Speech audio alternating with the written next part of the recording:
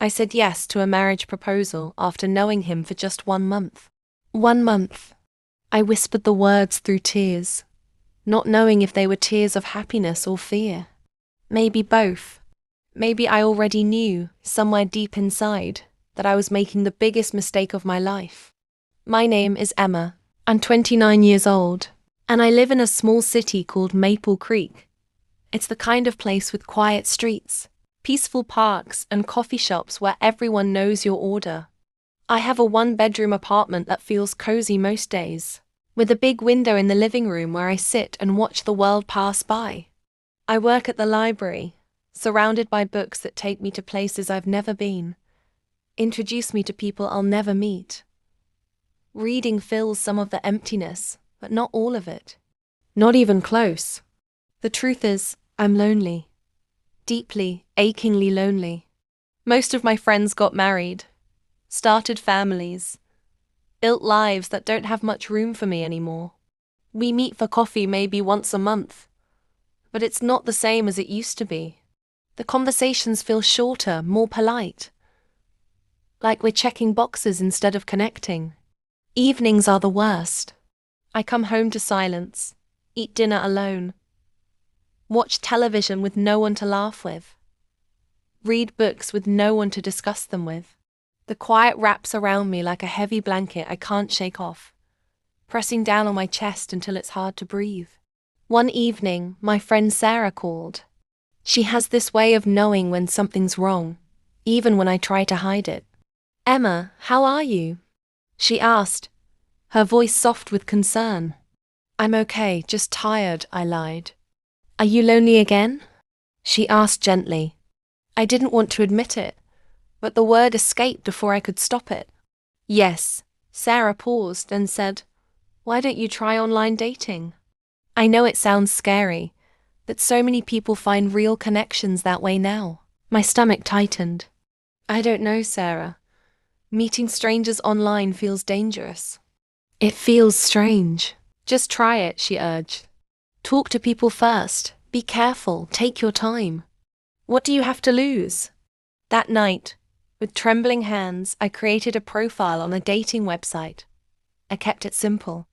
I like books. I like quiet walks. I like tea. I uploaded a photo of myself smiling near the library entrance, then stared at the screen for a long moment before closing it. What if no one likes me? What if someone dangerous messages me? Maybe this was a terrible idea. Days passed. I was too scared to check the website, too afraid of what I might find or not find. Then one evening, the loneliness became unbearable again. The silence in my apartment felt deafening, like it was screaming at me. I remembered Sarah's words. "What do you have to lose?" I opened the website. I had messages. My heart pounded as I scrolled through them. Most were generic, forgettable. "Hi, you look nice." But one stood out. It was from a man named Ryan. His message read, "Hello, Emma. I see you like books. I'm a reader too. Your smile looks very kind." I clicked on his profile. Brown hair, warm hazel eyes. A genuine smile that reached his eyes. He was 32, lived in a town about an hour away, and his interests included hiking, movies, and cooking. He seemed nice, normal, safe. I replied, "Hello, Ryan. Thank you for your message.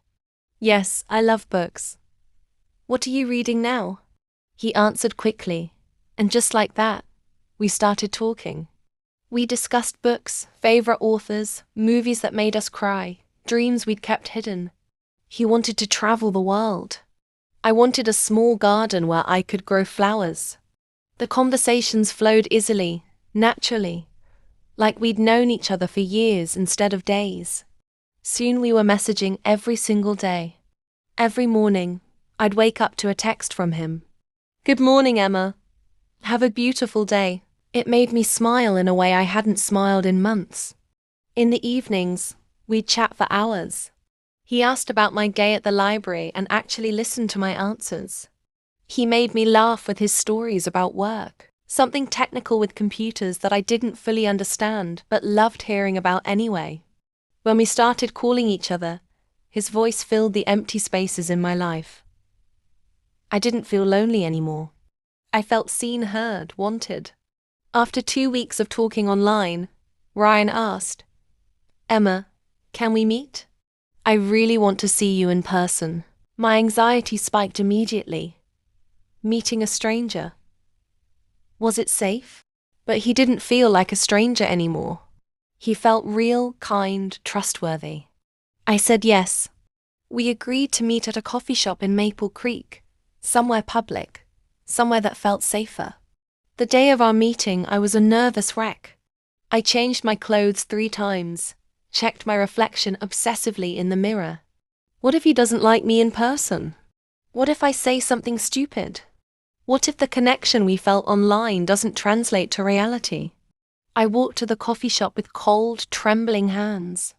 When I saw him sitting by the window, relief washed over me. He looked exactly like his pictures, maybe even better. He smiled when he spotted me, and his eyes were so warm, so welcoming. "Emma," he said, standing up. "You look beautiful." I blushed hard. "Thank you, Ryan. You look nice too." We ordered coffee and talked for 2 hours straight. The conversation flowed even easier in person. We laughed, shared stories from our childhoods, our fears, our hopes. It felt effortless, like we'd been friends forever. When we said goodbye, he took my hand. His hand was warm and strong, and I felt something electric pass between us. Something special. After that first meeting, we saw each other every weekend. Sometimes he drove to Maple Creek. Sometimes I went to his town. We walked through parks, visited museums, watched movies in darkened theaters where he'd hold my hand. We cooked dinner together at his apartment, which was bigger than mine, neat and organized. He was a surprisingly good cook. Everything felt perfect. Too perfect, maybe, but I didn't want to question it. I just wanted to feel this happy. Ryan was incredibly romantic. He brought me flowers, wrote me sweet notes, constantly told me how beautiful I was. "Emma, you make me so happy," he'd say. "I feel like I've known you my whole life." I felt exactly the same way. It was like living in a dream. 1 month after we first started talking online, we were having dinner at his apartment. He'd cooked my favorite pasta, lit candles on the table, put on soft music. He looked at me with serious, intense eyes. "Emma," he said, taking both my hands in his. "I know this is fast, very fast, but I feel something so strong for you that I can't ignore it. I don't want to wait. I don't want to risk losing you. I love you. Will you marry me?" Time stopped. Marry him. After only 1 month. 1 month of knowing him. My mind screamed warnings at me. This is too fast. You don't really know him. You're being reckless. But my heart felt so full, so complete. I looked into his eyes and saw what seemed like pure sincerity, pure honesty. I thought about all those lonely nights in my apartment, staring out the window at nothing. I thought about how alive I felt with him. I didn't want to go back to being alone. I wanted this feeling to last forever. "Yes," I whispered. "Yes, Ryan, I'll marry you." He smiled, the biggest smile I'd ever seen, and slipped a simple but beautiful ring onto my finger. We held each other tightly. I felt tears streaming down my face, but I couldn't tell if they were tears of joy or terror. Deep inside, beneath all the happiness, a small voice whispered, "What have you done?" We got married 2 weeks later. Just like that. It was a tiny ceremony at City Hall. Only us, Sarah, and 2 of Ryan's friends. Sarah looked worried when she hugged me. She leaned in and whispered, "Are you sure, Emma? This is so fast." I smiled and said confidently, "I'm sure. I love him," but that small voice inside whispered again, "Are you?" I moved into Ryan's apartment, leaving behind my job at the library. My cozy space by the window, my life in Maple Creek. My new life began. The first few weeks felt like an extended honeymoon. Ryan was sweet and attentive, bringing me breakfast in bed, planning weekend trips to nearby towns.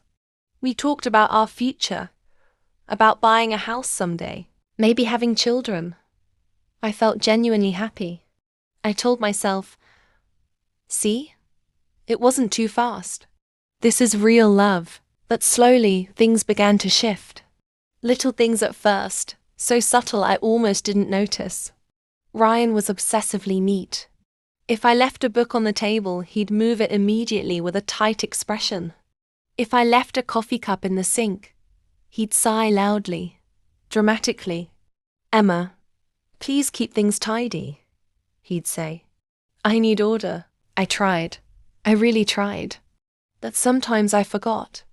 And his sighs made me feel small, like I was constantly doing something wrong. He also didn't like me talking to Sarah much. When I'd call her, he'd ask, "Who are you talking to? What are you talking about?" He'd say, "We're married now, Emma. We should be enough for each other. You don't need to talk to old friends all the time." I felt confused and hurt. Sarah was my best friend. Why couldn't I talk to her? But I started calling her less anyway, and when I did, I'd speak quietly, hoping Ryan wouldn't hear. He also started working late more often. Before we married, he always came home on time. Now he frequently came home after I'd already gone to bed. "Work is busy, Emma. I have big projects," he'd explain. I wanted to believe him, but sometimes he smelled different when he came home. Like perfume. A woman's perfume, sweet and floral. Nothing like what I wore. I asked him about it once. His reaction terrified me. He exploded in anger. "Are you accusing me of something? Don't you trust me? I work hard for us. And this is the thanks I get?" His anger was so sudden, so intense, that I stopped asking questions entirely. The man I married wasn't exactly the same man I'd met online. The man online was patient, calm, always listening. The man I married was moody, distant, easily angered. I didn't understand. Had I made him this way? Or was this the real Ryan? The Ryan I didn't know because we'd rushed everything. I felt lonely again, even though I was married. Even though I shared a bed with someone. I missed my old apartment, my job at the library, my simple, quiet life. I missed talking to Sarah freely. I felt trapped in a life I'd chosen too quickly. One evening while cleaning, I found a box hidden in Ryan's closet behind some old clothes. I opened it without thinking. Inside were letters, dozens of them, from another woman named Lisa. They were old, dated before he met me, but they were passionate love letters talking about a future together, about promises made, about forever. My hands shook. Who was Lisa? He'd mentioned past girlfriends casually, but never anyone named Lisa. Never anyone he'd clearly loved this deeply. Why did he hide this from me? That night when Ryan came home, I confronted him. I showed him the letters with trembling hands. His face went pale, then flushed dark red. He snatched the letters away from me violently. "Why were you going through my things?" he shouted. "This is my privacy. You had no right." I stepped back, frightened. I wasn't snooping. I found the box while cleaning. "Who is she, Ryan? Why didn't you tell me about her?" He didn't answer my question. He just kept shouting about privacy, about trust, about boundaries. He said I'd broken his trust by looking in the box. I felt like I was going insane. He'd hidden an entire relationship from me, that somehow I was the one who'd violated trust. We argued for hours, our worst fight yet.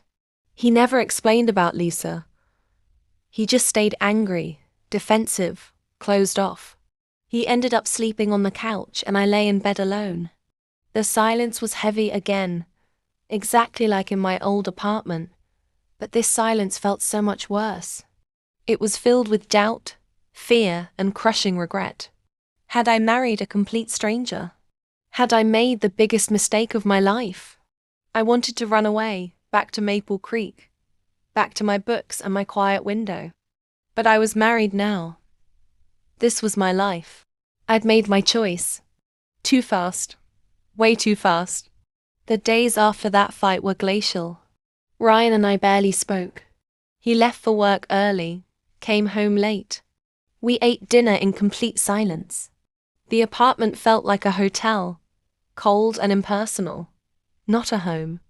I missed the easy laughter we'd shared when we first met. I missed the warmth in his eyes. Now his eyes looked guarded, shut down, unreachable. I felt more alone than I'd ever felt while single. I called Sarah when Ryan wasn't home, whispering into the phone like a criminal. "Sarah, I think I made a terrible mistake." Sarah listened patiently without judgment. "Oh, Emma, I'm so sorry you're hurting. Tell me what happened." I told her everything. The obsessive neatness, his resentment of my friendships, the late nights, the perfume, the letters from Lisa, the explosive fight. Sarah was quiet for a long moment. Then she said, "Emma, marriage is hard, especially when it starts so fast. You didn't really know him, and he didn't really know you. Have you tried talking to him calmly when you're both not angry?" I shook my head even though she couldn't see me. "He just gets angry. He won't talk about Lisa. He says I broke his trust." Sarah sighed. "Maybe he's scared too. Maybe he's afraid you'll leave him if you know his past. It doesn't make what he's doing right. But maybe that's why he hid it. You both need to learn to communicate, to be honest, even when it's painful." Her words made sense. Maybe Ryan was scared, vulnerable, not just angry. I decided to try talking to him again, calmly this time. That evening, I made his favorite dinner and lit candles, recreating the night he proposed. When he came home, he looked surprised, suspicious even. We ate quietly. After dinner, I took a deep breath. "Ryan," I said softly, "can we talk? Please don't get angry. I just want to understand." He looked wary but nodded slowly. "Okay, I was hurt when I found the letters," I said carefully.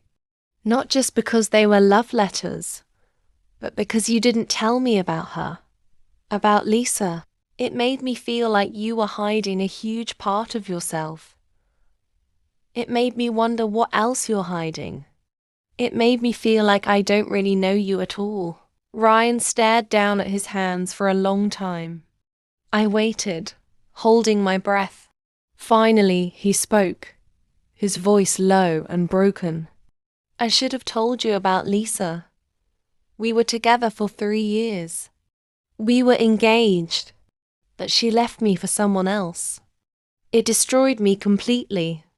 I didn't think I could ever love again." He looked up at me with sad, wounded eyes. "When I met you, Emma, everything felt different. You were so kind, so gentle, so real. You made me feel hopeful again. But I was terrified. Terrified to tell you about Lisa. Terrified you'd think I wasn't over her. Terrified you'd compare yourself to her. Terrified you might leave me too." You reached across the table and took my hand. Hiding it was wrong. I see that now. When you found those letters, I felt exposed and ashamed. I reacted badly because I was afraid. I'm sorry, Emma. Truly, deeply sorry. Hearing his sigh changed something fundamental inside me. He wasn't just angry. He was hurt and scared, just like me. We were two lonely people who'd found each other too quickly, and were now trying to build a life together without knowing how. I was scared too, Ryan, I admitted. Scared that marrying so fast was a mistake. Scared that you weren't the person I thought you were. Scared that I'd ruined my life. We talked for hours that night. Really talked about our fears, our doubts, our hopes for the future. It wasn't easy. There were tears, long painful silences, confessions that hurt to say and hear. But we listened to each other. Really listened. For the first time since we got married, I felt like we were connecting again, like we were partners trying to understand each other, instead of strangers sharing an apartment. Things didn't magically change overnight. Marriage isn't a fairy tale. We still had challenges. Ryan was still obsessively neat. I still missed my old life sometimes. He still worked long hours, but he tried harder. He called me during the day more often. He opened up about his feelings. I tried to be more understanding of his need for order and control. I started talking to Sarah regularly again, and Ryan didn't complain. He understood I needed my friends. We started doing small things together again, taking walks after dinner, cooking together on weekends, talking about the future, but more slowly this time, more realistically. We learned that marriage requires constant work. It requires brutal honesty. It requires endless patience. It requires forgiveness, over and over again.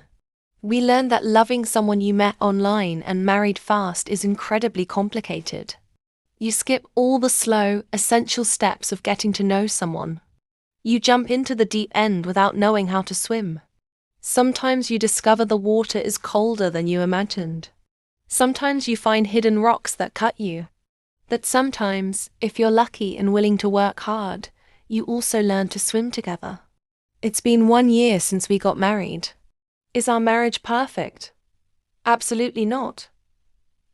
Do I still have doubts sometimes? Yes. Do I regret marrying Ryan? I honestly don't know. Some days are hard, and I still feel lonely even lying next to him. But other days are genuinely good. We laugh together. We support each other through difficulties. We're learning, slowly and painfully. I learned that finding love online can happen. Real connections can form through screens and messages. That love is just the beginning, the easiest part. Building an actual life together takes so much more than romantic messages and a few coffee dates. It takes time. Time to know someone fully, completely, including their darkness. Time to build real trust. Time to face challenges together and not run away. I learned that loneliness can make you rush into terrible decisions. Sometimes those decisions work out. Sometimes they bring tremendous pain. But every choice teaches us something valuable. My fast choice taught me about myself, about my desperate need for connection, about my fear of being alone. It also taught me about patience, about the importance of real communication, about the exhausting necessary work that love requires. Maybe Ryan and I will make it. Maybe we won't. The future isn't clear, and I've stopped trying to predict it. But we're trying, we're talking. We're learning to be real partners. We're learning to navigate the complicated life we chose together, one difficult day at a time.